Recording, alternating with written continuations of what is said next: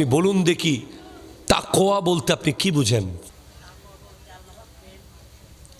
আল্লাহর প্রেম, ভীতি। এক্স্যাক্টলি, তাকওয়া মানে হলো আল্লাহর ভয়। যার কাছে তাকওয়া আছে সে মুত্তাকি। এই তাকওয়া যারা অর্জন করতে পারে না এখানে, সে যদি 1000 কোটি টাকার মালিক হয়, সে বিফল, সে লুজার, সে লস করেছে জীবনে, তার কোনো লাভ হয় নাই ব্যবসায়, সে সম্পূর্ণ লুজার হয়েছে। আর যার কাছে তাকওয়া আছে, সে যদি রিকশাওয়ালাও হয়, কিয়ামতের দিন সে চলে যাবে জান্নাতে। তাকওয়া 3 প্রকার। কয় প্রকার? জুড়ে বলেন কয় প্রকার? আমি শুরু থেকেই বলছি, কিন্তু আমি আমার জায়গাতে আছি। কোরআন একমাত্র মুত্তাকিদেরকেই হেদায়েত করবে। কোরআন থেকে যদি আপনি হেদায়েত পেতে চান, আপনাকে তাকওয়াবান হতে হবে। না হলে 24 ঘন্টা কোরআন যদি আপনাকে শরবত বানিয়ে খাওয়ায়া দেওয়া হয়, এর পরেও আপনার কোনো ফায়দা হবে না, যতক্ষণ আপনি মুত্তাকি হবেন না। হুজুর, মুত্তাকি কিভাবে হওয়া যায়? আমার নবী হাদিসে বলে দিয়েছেন, আন তা'বুদাল্লাহ কাআন্নাকা তারাহু ফাইন লাম তাকুন তারাহু ফাইন্নাহু ইয়ারাকা। এমনভাবে কাজ করো, এমনভাবে ইবাদত করো, এমনভাবে জীবন যাপন করো যেন তুমি আল্লাহকে দেখছো। যদি তুমি আল্লাহকে না দেখো, আল্লাহ তোমাকে দেখছে। একজন ব্যক্তি যখন মনে করবে সকাল থেকে রাত পর্যন্ত আমি খেতে বসেছি, আল্লাহ দেখছে, আমি বলছি আল্লাহ দেখছে, আমি ভাবছি আল্লাহ দেখছে, আমি হাঁটছি আল্লাহ দেখছে, আমি ধরছি আল্লাহ দেখছে, এভাবে হতে হতে হতে এক সময় এমন হয়ে যাবে যে আল্লাহ দেখছে, সে আল্লাহকেও দেখতেছে। এইভাবে যদি ব্যাক করা যায়, সেটাই হলো তাকওয়া। আজকের দিনে আপনি ভূমিকম্প থেকে বাঁচতে চাচ্ছেন, কথা কয় না, ঠিক কিনা? জোরে কথা কয় না। আপনি আগুন থেকে বাঁচতে চাচ্ছেন, আপনি সাইক্লোন থেকে বাঁচতে চাচ্ছেন। ঢাকা ইউনিভার্সিটি বন্ধ দেওয়া হয়েছে ভূমিকম্পের ভয়ে। ঢাকার মানুষ ঢাকা ছেড়ে চলে যাচ্ছে ভূমিকম্পের ভয়ে। মানুষ নিজেকে বাঁচানোর জন্য, ভূমিকম্প থেকে বাঁচার জন্য চলে যাচ্ছে দূর দূরান্তে। কেউ আর ভূমিকম্প নিরোধক বিল্ডিং বানাচ্ছে। অথচ আপনি কি জানেন, পৃথিবীর যেই প্রান্তেই আপনি যান, ভূমিকম্প সেখানে পৌঁছে যাবে। ঠিক কিনা? জোরে কথা বলেন। যদি আপনি লোহার ঘর বানান, যদি আপনি তারার ভেতরে ঢুকে যান, যদি আপনি পাহাড়ের গুহায় ঢুকে যান, যদি আপনি আটলান্টিক মহাসাগরের তলে চলে যান, ভূমিকম্প সেখানে গিয়ে আপনাকে আক্রমণ করবে। রিসেন্ট কারেন্ট বিষয়ে আমি যদি না বলি হবে না। গত শুক্রবারেও ভূমিকম্প হয়েছে, তার আগের শুক্রবারেও ভূমিকম্প হয়েছে। কিন্তু যারা তাকওয়াবান, মুত্তাকি, যারা মনে করে যে আল্লাহ দেখতেছে, একটু জোরে বলেন না ভাই, সুবহানাল্লাহ, সুবহানাল্লাহ। গাউসে পাক আব্দুল কাদের জিলানী রহমতুল্লাহ আলাইহি তাকওয়া 3 প্রকার বলেছি। একটা হলো সাধারণ তাকওয়া, একটা স্পেশাল তাকওয়া, একটা ভেরি ভেরি স্পেশাল তাকওয়া। এই পরে জিজ্ঞেস করবো, সবার জন্য গিফট কিন্তু রেডি আছে। উত্তর দিতে পারলেই নগদ হাদিয়া দেওয়া হবে। এটা টাকা না, এটা হাদিয়া। 100 টাকার মূল্য এখানে 1 কোটি টাকার সমান। এটা নবীর মাহফিলে দেওয়া হয়েছে। তাকওয়ার প্রকার আমি জিজ্ঞেস করব, এটা ক্লাস চলতেছে। তাকওয়া আম হচ্ছে যে আম তাকওয়া হলো আপনি শুধু মুসলমান আছেন, আর কোনো কিছু আপনার থেকে নাই। হিন্দু, বৌদ্ধ, খ্রিস্টান, কাফের হয়ে যান নাই, এটা সাধারণ তাকওয়া। আর খাস তাকওয়া হলো वो काम करेंगे जिससे अल्लाह रसूल राजी हो, वो काम नहीं करेंगे जिससे अल्लाह रसूल नाराज हो। ওই কাজ করা যেই কাজে আল্লাহ রসুল সন্তুষ্ট, ওই কাজ না করা যেই কাজে আল্লাহ রসুল অসন্তুষ্ট।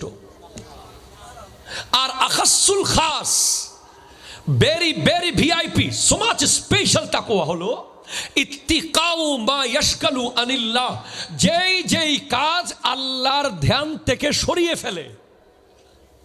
সেটা জায়েজ হোক আর নাজায়েজ হোক, ওই কাজ ছেড়ে দেওয়া হলো সর্বোচ্চ তাকওয়া। এটা জায়েজ কাজ হোক। ধরেন আমি উদাহরণ দিয়ে বুঝাই। শুক্রবার ছিল না গত পরশুদিন? আপনারা জমা পড়েছেন না? 2 রাকাত পরে কে কে বের হয়েছিলেন? আচ্ছা, 2 রাকাতের পরে 4 রাকাত কে কে পড়েছিলেন? হাত তোলেন। যাক, সত্য বলার জন্য ধন্যবাদ। আপনি জুমা থেকে কেন বের হয়েছিলেন 2 রাকাত পরে? আপনার বিয়ে বাড়িতে যেতে হবে, আপনার ফেসবুকে কমেন্ট করতে হবে, আপনার টার্ফে খেলতে হবে, আপনার ব্যাডমিন্টন খেলার ম্যাচ আছে, অথবা আপনার কোনো বন্ধু দাঁড়িয়ে আছে, আপনি বের হয়ে গেছেন ছট করে। বিয়ে বাড়িতে যাওয়া যদি কোনো হারাম কাজ না থাকে, সেখানে দাওয়াত খেতে যাওয়া জায়েজ। কথা জোরে বলে না, ঠিক কিনা জোরে বলে না? আপনার একটা শতাব্দীর মিটিং ছিল, মিটিংয়ে যাওয়া জায়েজ। আপনার একটা পারিবারিক ব্যক্তিগত প্রোগ্রাম ছিল, জায়েজ। কিন্তু আপনি মুত্তাকির সর্বোচ্চ লেভেলে যেতে চাচ্ছেন, তখন আপনি ওই জায়েজ কাজটাকেও বর্জন করেছেন। আপনি চেয়েছেন যে আমি মসজিদে আরো কিছুক্ষণ থাকবো। যে ব্যক্তি আল্লাহর সাথে বেশিক্ষণ থাকার জন্য জায়েজ কাজকেও বাদ দিতে পারে, সে সর্বোচ্চ মুত্তাকি।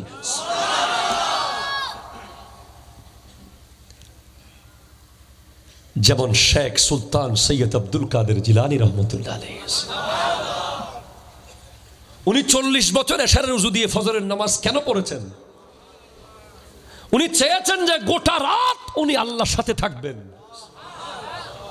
আল্লাহর সান্নিধ্যে থাকবেন। আমি আর আপনি 40 মিনিট পারি নাই ভাই, পারি নাই তো। গত শুক্রবার, আগের শুক্রবার যখন ভূমিকম্প হয়েছে ঢাকায়, আমার মসজিদের, আমি 3 তলায় ঘুমন্ত অবস্থায় ছিলাম। ফজরের নামাজ পড়ে চট্টগ্রাম থেকে গিয়ে ঘুমিয়েছি। আমি জুমার খুতবার মধ্যে বলেছি, যদি কোনো বাপের বেটা থাকো, আজকে 2 রাকাত পরে বের হও, ভূমিকম্প আবার আসবে। বের হলে ভূমিকম্প আসবে। আর যারা মসজিদে মারা যেতে চাও, তারা বসে থাকবে 2 রাকাত পরে। সালাক সবাই, কেউ বের হয় নাই, কারণ তারা জানে যে মসজিদে মরা মানে তো জান্নাতের ভিতরে মরা। এরা কারা? কোথায় যায় এরা ভাই? 2 রাকাত পরে এরা কোথায় দৌড় মারে? এরা কতটুকু যেতে পারবে? কোরআনে স্পষ্ট বলছে, ইয়াকুলু ইনসানু ইয়াউমাইযিন আইনাল মাফার। মানুষ সেদিন বলবে, কোথায় পালাবো, কোথায় পালাবো? যেদিকে যাবে কিয়ামত দেখবে, যেদিকে যাবে কিয়ামত দেখবে, যেদিকে যাবে কিয়ামত দেখবে। শুধু হাসরের মাঠ দেখা যাবে, যাওয়ার কোনো জায়গা থাকবে না। আজকে বখতিয়ারপাড়া থেকে পালিয়ে তুমি ঢাকা যেতে পারবা, ঢাকা থেকে পালিয়ে আমেরিকা যেতে পারবা, আমেরিকা থেকে দক্ষিণ আফ্রিকা, সেখান থেকে সুদান, সেখান থেকে সোমালিয়া ঘুরতে পারবা, কিন্তু কিয়ামতের দিন আল্লাহর সামনে হাজির হতে হবে। ঠিক কিনা কথা বলো? পালানোর কোনো জায়গা নাই। তো তুমি 2 রাকাত পরে কোথায় গেছো? তোমার কত বড় স্পর্ধা! তুমি আল্লাহর সামনে ব্যস্ততা দেখিয়েছো। ঠিক কিনা কথা জোরে বলেন না? যুবক পরিবর্তন হয়ে যাক আজকে, দরকার আছে না নাই? কথা বলেন। এত বড় বড় প্যান্ডেলে কোনো দরকার নাই। যদি পরিবর্তন না আসে, এই মাহফিলের কোনো মূল্য নাই। ঠিক কিনা জোরে কথা বলেন। তুমি সেনাবাহিনীর মেজর, যিনি বর্তমানে সেনা প্রধান, ওনার সামনে গিয়ে বলতে পারবা, mister Wakeruzzaman, I am so busy.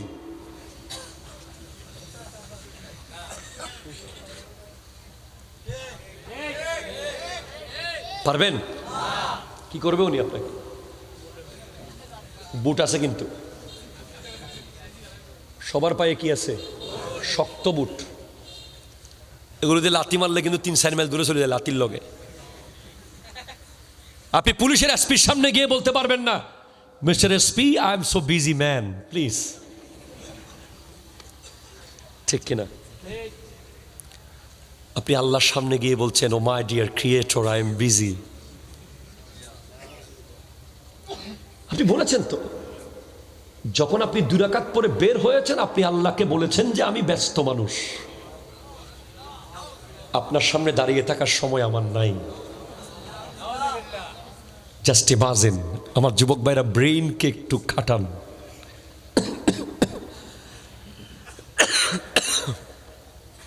কার সামনে ব্যস্ত ছিলেন জানেন? যিনি এক ফোঁটা থেকে আপনাকে 10 হাত লম্বা বানিয়েছে, যিনি আবার একটা দানা থেকে আপনাকে পুরো তৈরি করে ফেলবে। আপনি কোরআন পড়েন নাই তো এখনো ভালোভাবে। কোরআন বলছে তুই যাবি কোথায়? ইয়াকুলুল ইনসানু ইয়াউমাইযিন আইনাল মাফার। এর আগে বলছে আয়াহসাবুল ইনসানু আল্লান নাজমা ইজামা। মানুষ কি মনে করে আমি তাকে আবার জোড়া লাগাতে পারবো না? সে পালিয়ে কই যায়?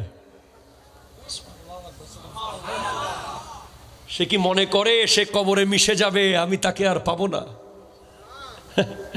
না না না, বালা কাদিরিনা আলা আন নুসাফিয়া বানানা। আমি তো তাদের ফিঙ্গার প্রিন্ট পর্যন্ত আগের মতো আবার করে ফেলবো। আমার আল্লাহ কত বড়! বক্তের পাড়ার যুবকরা একবার ইমাজিনেশনে নিয়ে আসেন, বাংলাদেশে যদি 18 কোটি মানুষ থাকে, মিনিমাম 10 কোটি মানুষের কাছে মোবাইল আছে না নাই? আছে না নাই? প্রত্যেকে সিম কেনার জন্য ফিঙ্গার প্রিন্ট। কোনোদিন কারো ফিঙ্গার প্রিন্ট কি একজনের সাথে একজনের মিলেছে? সৌদি আরবে এ পর্যন্ত কত কোটি মুসলমান গেছে খোদা জানে, নবী জানে, উমরা হজ করার জন্য। কারো ফিঙ্গার কি কারোর সাথে মিলেছে? আপনি এখান থেকে আল্লাহর কুদরত বুঝেন না।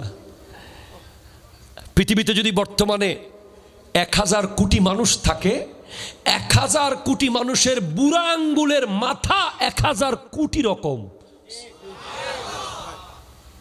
এই মাথাটা শুধু ফিঙ্গারপ্রিন্ট। আপনাকে যদি শতাব্দীর এই স্টেজটা আমি সাজাইতে বলি 100 রকম করে, আপনি পারবেন না। আপনি হয়তো নিজের মতো করে 100 রকম বানাবেন, কিন্তু দেখবেন যে হয়তো ফুল মিলে গেছে, অথবা লাইট মিলে গেছে, অথবা কিছু একটা মিল হয়ে যাবে। কিন্তু আমার আল্লাহ 1000 কোটি আঙ্গুলের মাথা বানিয়েছে 1000 কোটি রকম। উনি কত বড় কারিগর! আমরা ওনার বান্দা, যিনি এক মুহূর্তে রাস্তার ফকিরকে বাদশা বানাতে পারে, যিনি এক মুহূর্তে বাদশাকে ফকির বানিয়ে দিতে পারে, যিনি এক মুহূর্তে আমাকে এখানেই জীবনের শেষ মুহূর্ত করে দিতে পারে। আপনি ওই আল্লাহর সামনে ব্যস্ততা দেখাচ্ছেন, আপনি ওই খোদাকে বলছেন আমি বিজি। আপনি বাবা মার সামনে সিগারেট খান না, আল্লাহর সামনে কেমনে খান? আপনি ভাই বোন বাবা মার সামনে মোবাইলের ভিতরে অশ্লীল ভিডিও দেখেন না, আল্লাহর সামনে কেমনে দেখেন? আপনি বাপ মার সামনে বেগানা মেয়ের সাথে কথা বলেন না, আল্লাহর সামনে কেমনে বলেন? তার মানে আপনি এখনো আপনার রবকে চিনেন না, যিনি গোটা দয়ার সাগরের এক ফোঁটা মাত্র পৃথিবীকে দিয়েছে। সমগ্র দয়ার গোটা সাগর নিজের কাছে রেখে দিয়েছে। ওই আল্লাহর ভয় হলো তাকওয়া। একটু জোরে জোরে বলেন না ভাই, সুবহানাল্লাহ। ওই আল্লাহর ভয় হলো তাকওয়া, তাকওয়া, তাকওয়া। ওটাই কবরে যাবে, ওটাই হাসরের মাঠে ব্যাচ হিসেবে কাজ করবে। যেই যুবকের কাছে তাকওয়া নাই, তার জীবনে কোনো অর্জন নাই। সে ম্যাট্রিক পাস হোক, ইন্টার হোক, অনার্স হোক, মাস্টার্স হোক, যেই যুবক যে কোনো গুনাহ করার সময় মনে করে যে না না না আল্লাহ আছে, না না না আল্লাহ আছে, আমি পারবো না, আল্লাহ দেখতে। দোস্ত আমাকে বলিস না, আল্লাহ দেখতেছে। বন্ধু আমাকে খাওয়াস না, আল্লাহ দেখতেছে। বন্ধু এই কাজ করিস না, আল্লাহ দেখতেছে। ডাব পারিস না, আল্লাহ দেখতেছে। অমুকের বাগানের ক্ষীরা খাইস না, আল্লাহ দেখতেছে। অমুকের ঘরের জায়গা দখল করিস না, আল্লাহ দেখতেছে। অমুকের দোকান লুট করিস না, আল্লাহ দেখতেছে। এই আল্লাহ দেখতেছে যে বলতে পেরেছে গোটা জীবন, সে মুত্তাকি। সে কোরআন পড়লেই হেদায়েত পাবে। আর যে মনে করে যে আল্লাহ দেখতেছে না। আমাদের সমাজে এমন এমন ব্যক্তিরা আছে যাদেরকে আমরা মনে করি যে ওরা মনে করে যে ওরা কোনোদিন মরবে না। কথা জোরে বলেন না, ঠিক কিনা জোরে বলেন না। ওরা মনে করে যে ওরা কোনোদিন মরবে না, ওরা মৃত্যুর উপরে চলে গেছে, অথচ ওরা এমনভাবে মরে একেবারে মুছে যায় পৃথিবী থেকে। সেজন্য আমার যুবক ভাই, আজকের প্রোগ্রামের প্রথম যেটা আমার পক্ষ থেকে মেসেজ আপনার কাছে, আপনি যদি জান্নাতে যেতে চান আপনাকে একটা গাড়িতে উঠতে হবে। এই গাড়ির নাম আহলে সুন্নাত ওয়াল জামাত। আর ওই গাড়িতে কিন্তু সবাই উঠতে পারে না। ওই গাড়ির টিকিট ওই ব্যক্তিকে দেয়া হয় যে মুত্তাকি। লা ইলাহা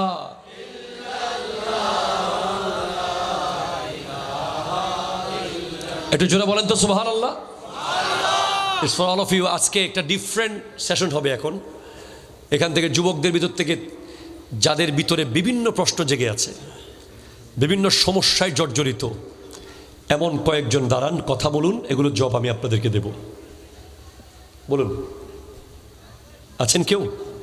আপনাদের ভিতরে যুবক ভাইরা আমাদেরকে ফোন করেন, বিভিন্ন সময় কথা বলতে চান, নিজের অনেক প্রবলেমের কথা। অন্য কেউ কারো নাম বলে বলবেন যে আমার এক বন্ধু এটা বলেছে, আমার এক পরিচিত ওটা বলেছে। এমন কোনো কিছু জানার থাকলে 5 মিনিট টাইম। নাই কারো কোনো প্রবলেম নেই? নামাজ নিয়ে সমস্যা, ইবাদত নিয়ে সমস্যা, কিংবা কোনো বেগানার সাথে জড়িত হয়ে গেছেন, কিংবা বাবা মার সাথে আপনার কোনো অসুবিধা হচ্ছে, কিংবা পারিবারিক কোনো অসঙ্গতি আছে, ইসলাম সম্মত সমাধান চাচ্ছেন। Very good. জি, এ ওনাকে মাইক আছে নাকি? একটু ডিফারেন্ট কিছু করি। ওয়াজ তো একটু পরে হেলালি সাহেব হুজুরও করবে, মোকাররম ভাইও করেছে। আচ্ছা তুমি বলো, মাইক যাবে এতটুকু? মানে বলে ফেলো, ঠিক আছে।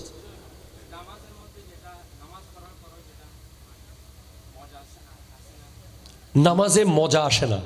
এক্সেলেন্ট, খুব গুরুত্বপূর্ণ। আমাদের এই সমস্যা অনেকের আছে না, মানে নামাজের মধ্যে মন বসাতে পারেন না। এই তো বসেন, থ্যাংক ইউ। নামাজে মন বসার জন্য আপনাকে মনে করতে হবে মোবাইলের স্ক্রিনে লিখতে হবে। মোবাইলের স্ক্রিনে আমরা স্ক্রিনের মধ্যে ওয়ালপেপার দেই না? ওয়ালপেপার দেই কিনা বলেন না? প্রত্যেকের মোবাইলের স্ক্রিনে ওয়ালপেপার আছে। আপনি একটা কাগজে লিখে রাখবেন যে একটু পরেই মারা যাব। কি লিখবেন? আবার বলেন, একটু পরেই মারা যাব। এই লাইনটা লিখে একটা কাগজে ছবি তুলবেন, অথবা মোবাইলে লেখা যায় এরকম, লিখে আপনি একটা স্ক্রিনে রাখবেন। আপনি উজুখানায় গেছেন, ওটা একটু দেখবেন, একটু পরেই তো মারা যাব। তার মানে this is the last opportunity of your life. এই আজকের উজু আপনার জীবনের শেষ উজু। একটু জোরে বলেন ভাই সুবহানাল্লাহ। আমি 2 রাকাত নামাজ পড়তে বলবো কালকে আপনাকে এইভাবে। যদি আপনি পড়তে পারেন, আপনি আর কখনো নামাজ ছাড়বেন না। যদি এভাবে পড়তে পারেন, প্রথমে এই সেশন শুরু হবে উজু থেকে। আপনি যখন উজু শুরু করবেন, আপনি মনে করবেন যে আমার জীবনের শেষ উজু আমি করছি।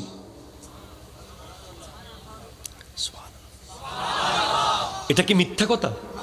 বলে এটা কি মিথ্যা কথা? আসলেই আজকে রাতে এশার উজু করেছে অনেকে শেষ উজু। আজকে মাগরিবের উজু অনেকে শেষ উজু করেছে।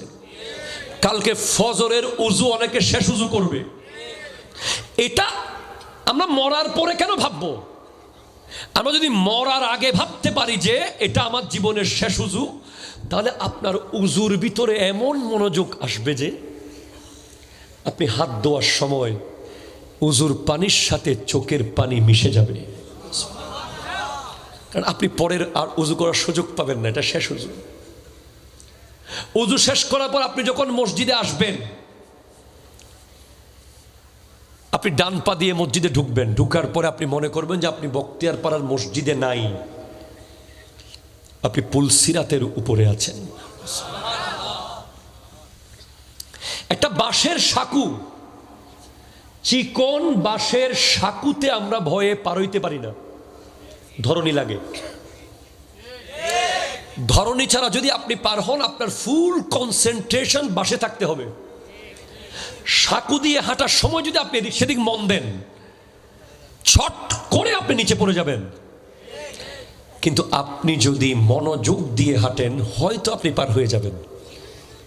পুলসিরাত হচ্ছে চুলের চেয়ে চিকুন, খুরের চেয়ে ধার, ওটার উপরে দাঁড়িয়ে কোনোভাবেই এদিক সেদিক মন দেওয়ার তো প্রশ্নই আসে না। কিভাবে ওই পারে যাব? কারণ ওই পারে গেলেই তো জান্নাত। এটা জোরে বলতেছে না? সুবহানাল্লাহ, জোরে বলতেছে না? ওই পারে গেলেই তো জান্নাত। তাহলে আপনি মসজিদের, বখতিয়ারপাড়া মসজিদের গেট দিয়ে যখন মসজিদে ঢুকলেন, আপনি পুলসিরাতের উপরে উঠে গেলেন। আর আপনি আল্লাহু আকবার করে নিয়ত যখন শুরু করলেন, আপনি পুলসিরাতে হাঁটা শুরু করে দিয়েছেন। যেই মাত্র আপনি সালাম ফিরালেন, আপনি জান্নাতে প্রবেশ করলেন।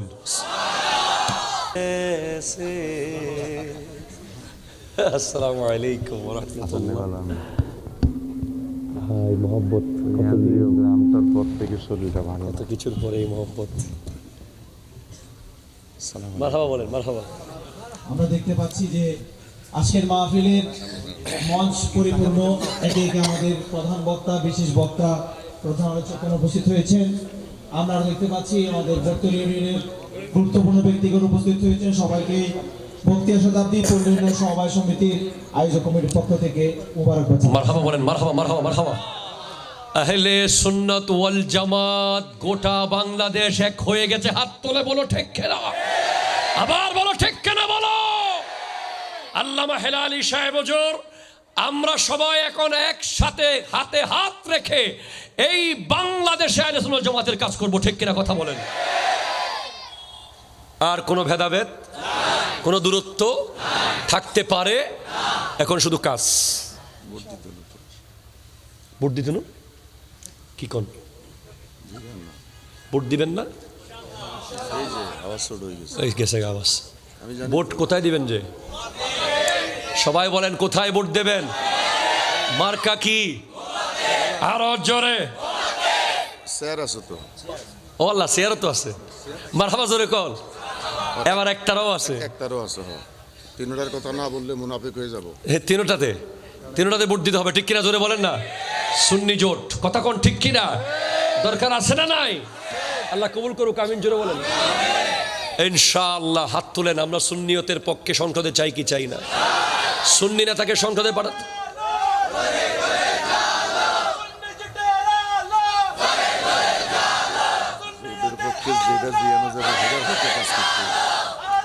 বেশ, অবশ্যই।